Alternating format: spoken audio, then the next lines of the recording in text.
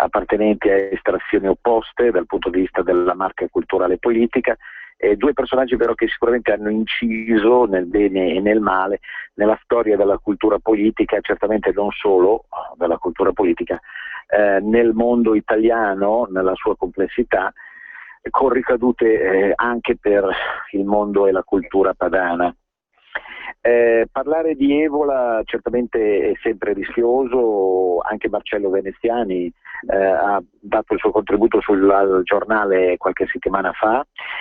ma nel complesso il quarantennale della morte di Evola appare piuttosto sbiadito se si pensa al fatto che la parola, il termine, il nome Evola richiama al pensiero, diciamo, fra virgolette progressista, quello che appunto si ritiene erede del mondo berlingueriano, una serie di incubi a doppie facce che è difficile esorcizzare. Certamente è impegnativo parlare di Evola per tantissimi motivi, perché Evola si configura praticamente come il padre spirituale, morale di quella che è stata poi l'estrema destra italiana e padana degli ultimi 50, 60, 70 anni. La morte nel 74 arriva per un processo cardiocircolatorio l'11 giugno e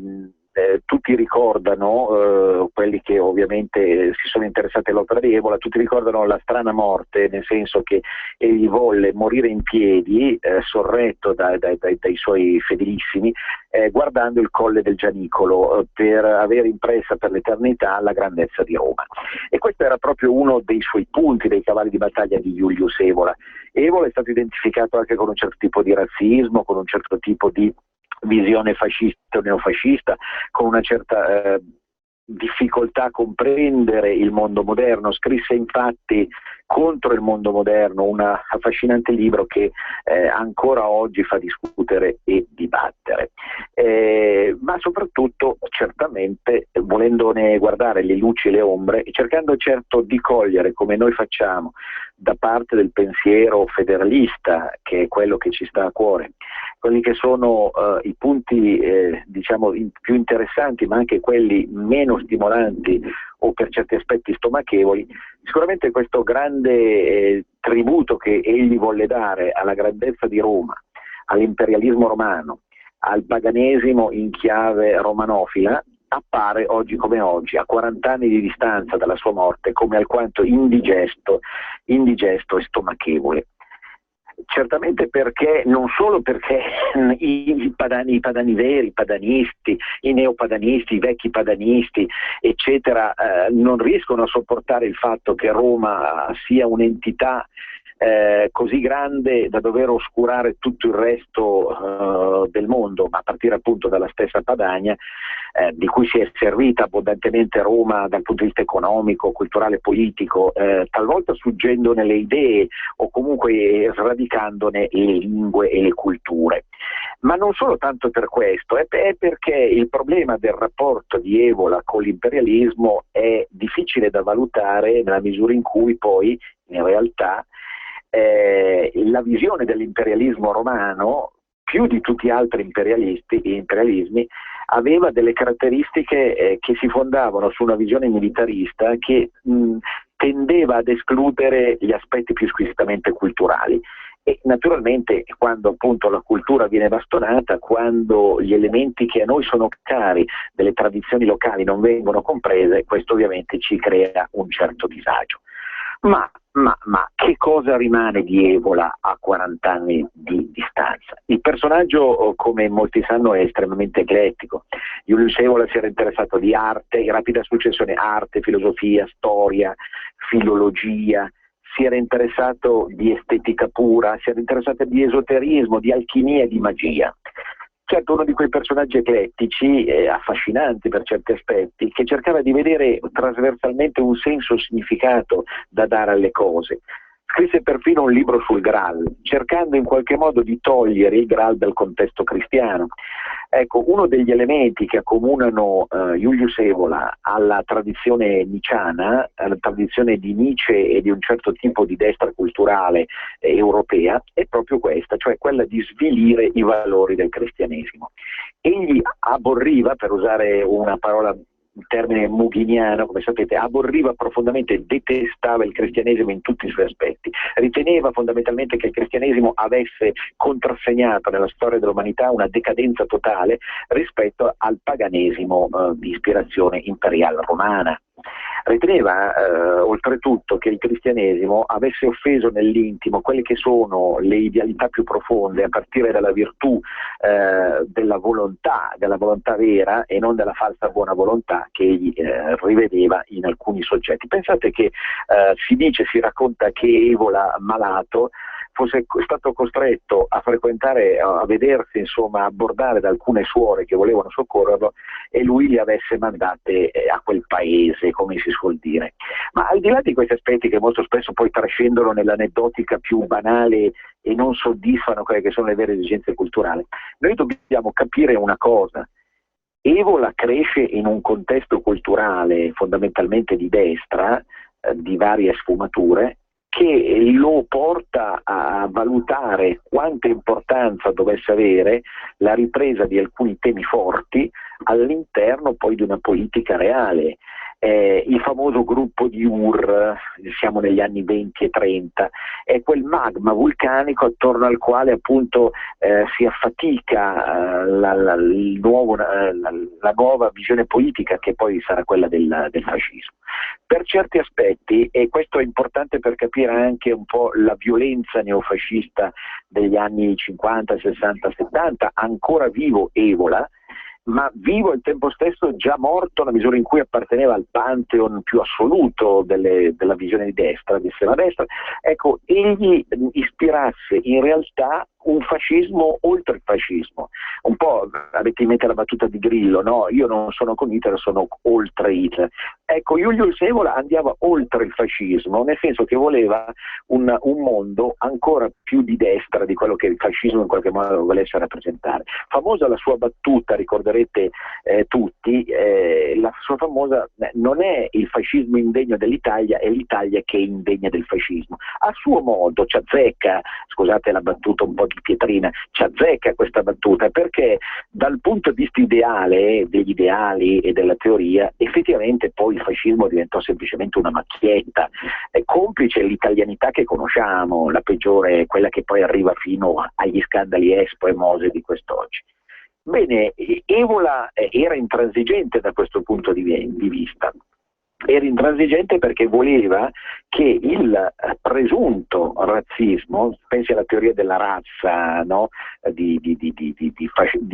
post-fascistiana quasi, perché siamo a fine degli anni 30, no? Anche lui collaborò alla famosa difesa della razza, Evola, ma lo fece appunto con un piglio suo particolare. Il famoso razzismo, di cui in parte poi verrà accusato anche dopo la guerra per tanti motivi, in realtà per lui era semplicemente una sorta di scala spirituale che doveva costringere tutte le varie etnie ad una grande gara l'una rispetto all'altra per riuscire ad arrivare ad affermare quel Übermensch, quel superuomo di Nicciano Impasto, che era poi tipico della tradizione culturale di destra. Si pensa ad Annunzio, si pensa a tutta una serie di elementi che sono molto noti e che appartengono anche agli stilemi letterari estetici di un certo tipo di destra. Ecco, Evola da questo punto di vista era e rimase poi per tutta la vita fino in fondo uno spiritualista.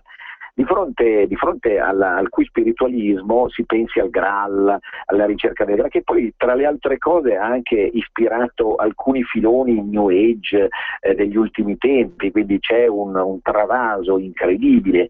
fra un certo tipo di estrema destra e estrema sinistra, ma quel Graal che aveva in mente lui era soprattutto una grande conquista interiore,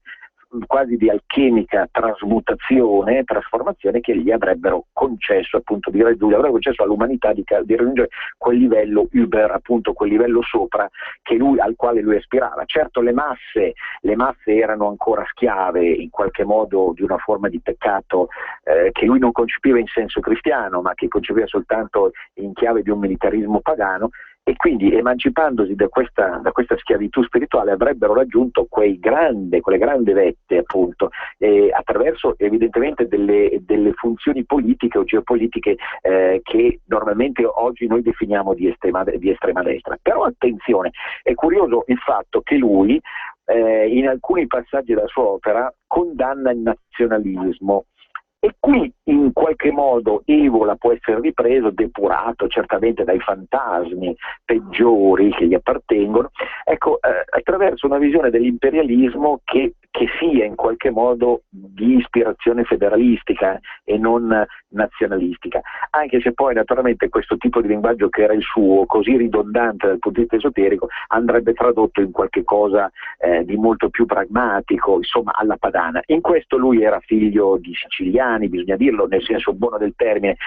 augusti nel loro modo di pensare, però difficilmente rapportabili a una dimensione pratica e quotidiana dell'esistenza, di fronte alla quale egli in qualche modo apparteneva a una forma di nuvola, di paradiso o inferno, fate voi, al quale era poi difficile accedere in termini reali. E qui la chiave esoterica di tutta la sua opera. Lui era e rimase soprattutto un esoterista e quindi un custode di grandi tradizioni del passato, appunto rivolta contro il mondo moderno, il suo capolavoro. Che cosa ci dice lui? Dice che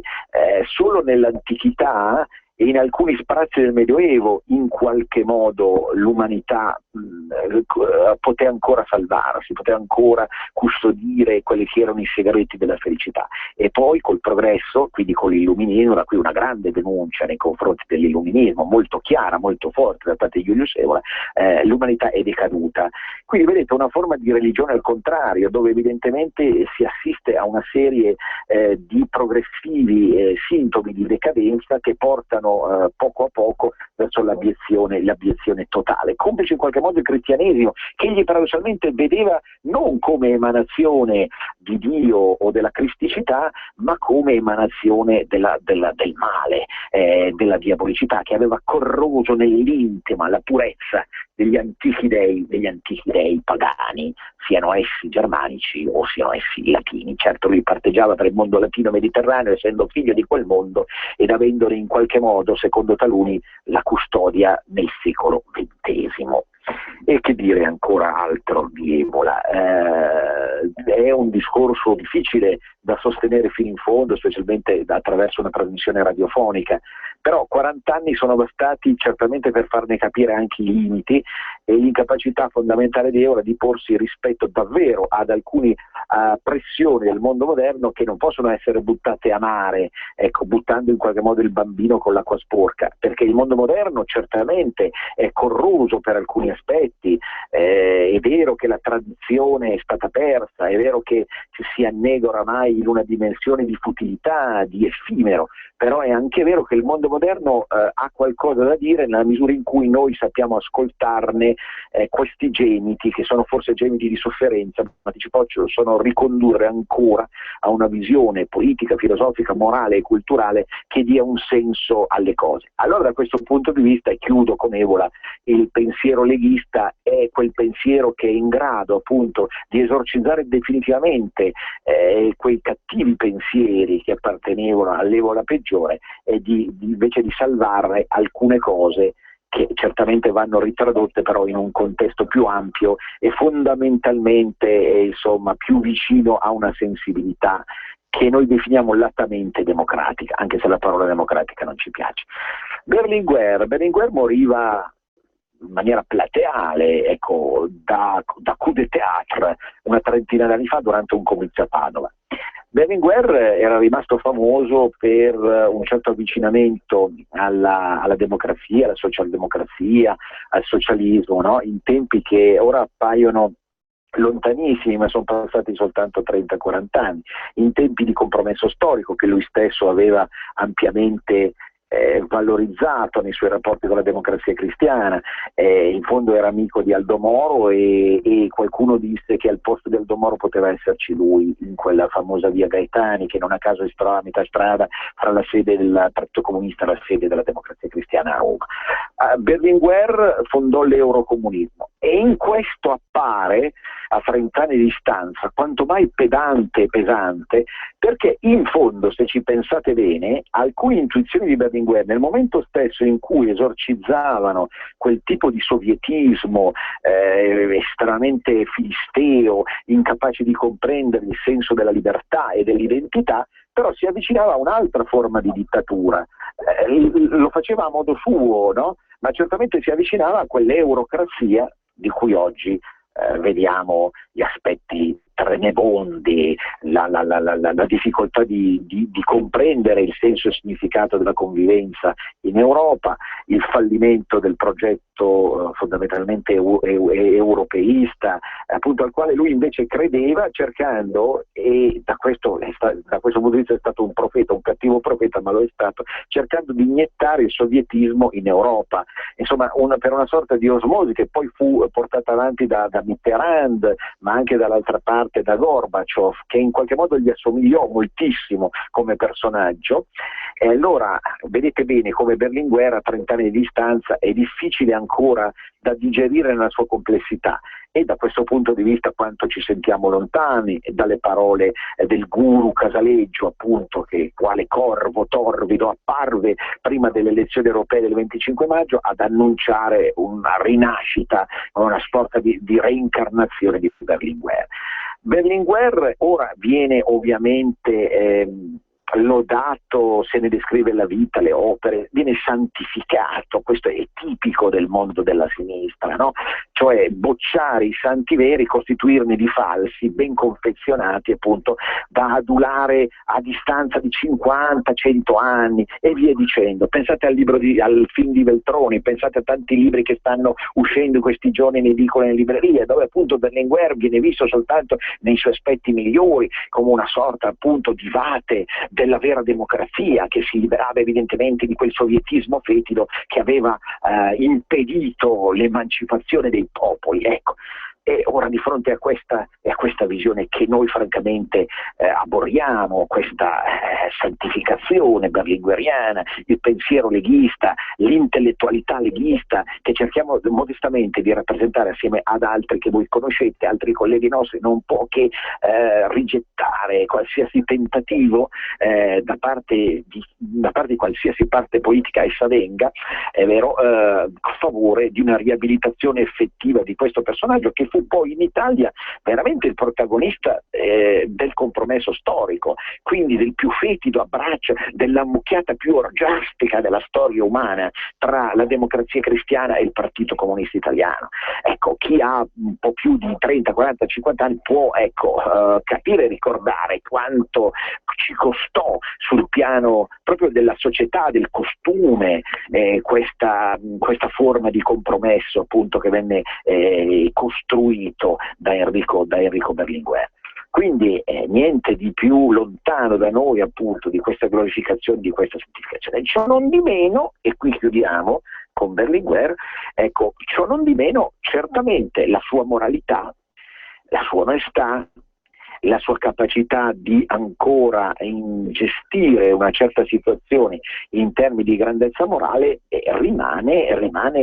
impressionante, e di fronte ad essa certamente quello che sta succedendo oggi all'interno della cosiddetta partitocrazia è vero, è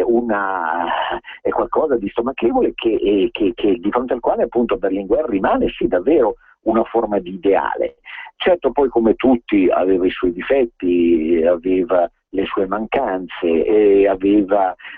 forse anche e soprattutto una difficoltà a comprendere il senso e il significato di una tradizione che lui pensava di riabbordare, ma che in realtà non aveva mai conosciuto nella sua vita, che era quella realmente democratica. E quindi la moralità, quello che può essere per certi aspetti una forma di moralismo che gettato dalla porta ora rientra dalla finestra all'interno della dimensione del partito cosiddetto democratico, effettivamente nasce da lì nel bene e nel male. Però non deve sedurre, anche postuma, questo moralismo, non deve sedurre gli italiani, perché in realtà sappiamo benissimo che dietro c'è molto vuoto, c'è molto silenzio, c'è molta quello che chiamavano gli antichi, tanto per stare ad Evola, il vacuum, no? L'assoluto nulla. sicché 30 anni sono passati e non sono passati per niente. Ricordo ai nostri ascoltatori il viaggio che noi abbiamo impostato per il Belgio, la Gallia Belgica fra Fiamminghi e Valloni. Chi vuole iscriversi deve contattare il numero 335 5457 856, 335 5457 856, in termini abbastanza brevi, appunto perché mancano pochi giorni alla fine dell'iscrizione e noi lavoriamo sempre molto in anticipo. Sapete che lì andiamo a vedere Treviri, Aquisgrana, oltre al Belgio vero e proprio, e soprattutto le Fiandre saranno al centro della nostra attenzione,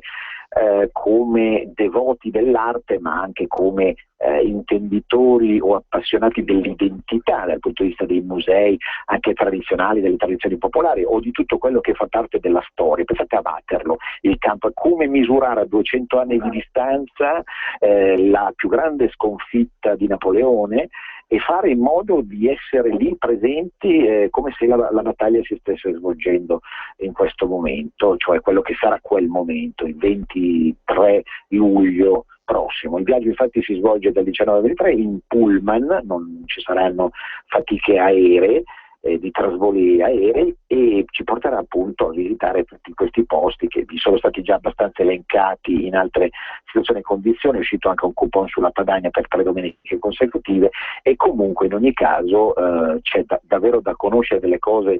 In genere il Belgio viene un po' sottovalutato, puzza di miniera, non viene capito nei suoi aspetti che sono più interessanti, e certamente paragonare i valloni e i fiamminghi, vederne le diversità, misurarne le distanze, ma anche in qualche modo attraverso una buona birra del birrificio di Dinant pregustare, gustare quelle che sono le passioni dei belgi stessi, è qualcosa che può essere sicuramente,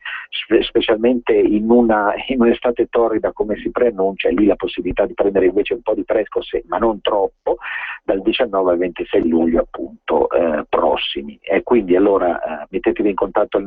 numero che vi ho detto, 335 5457 856. Adesso sentiamo il nostro carissimo Roberto Colombo. Quanto ci manca? Abbiamo circa una manciata di minuti, Andrea, circa 5 prima del Benissimo. termine. Benissimo, benissimo.